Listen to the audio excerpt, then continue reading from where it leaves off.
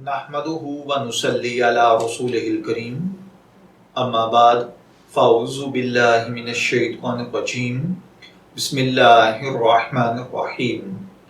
अस्सलामु अलैकुम dear viewers, आपके फेवरेट इंफॉर्मेटिव चैनल फतवा ऑनलाइन से मैं हूं शब्बीर अहमद।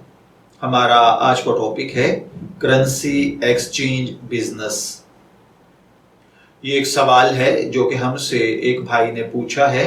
वो कहते हैं कि क्या करेंसी की खरीदो फरोख्त यानी डॉलर या किसी दूसरे मुल्की यानी गैर मुल्की करेंसी से मुनाफा कमाना जायज़ है या नहीं।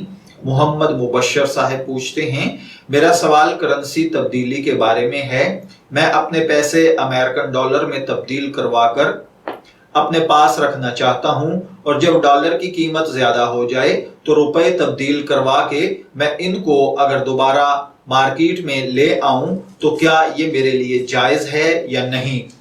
देखिए प्यारे भाइयों और बहनों, इस तरीके से रुपए डॉलर से तब्दील करवाने के बाद उनको अपने पास या बैंक में जमा करवाना और निकलवाते वक्त डॉलर में तब्दील करवाना हर दो अमूर शरन जायज और दुरुस्त हैं। दूसरे मुल्क की करेंसी का कारोबार करना जायज है, अपने ही मुल्क की करेंसी पर मुनाफा लेना ये नाजायज है। तो किसी दूसरे मुल्क की करेंसी को स्टॉक कर लेना, बैंक में जमा करवा देना और उस पर यानी आप आज डॉलर सस्ता है, आप इसको खरीद कर अगर बैंक में जमा करवा देते हैं 2 साल 4 5 10 साल बाद अगर आप इस डॉलर को अब सेल करते हैं तो इसमें कोई ऐसी कबाहत नहीं है, ये जायज है।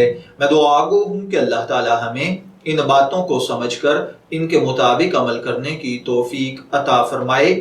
शब्बीर अहमद को इजाजत दीजिए, फिर हाजिर होंगे किसी नए टॉपिक के साथ। तब तक के लिए अल्लाह हाफिज।